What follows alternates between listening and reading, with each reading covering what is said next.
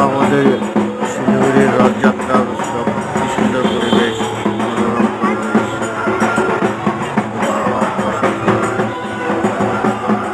যাও যাও।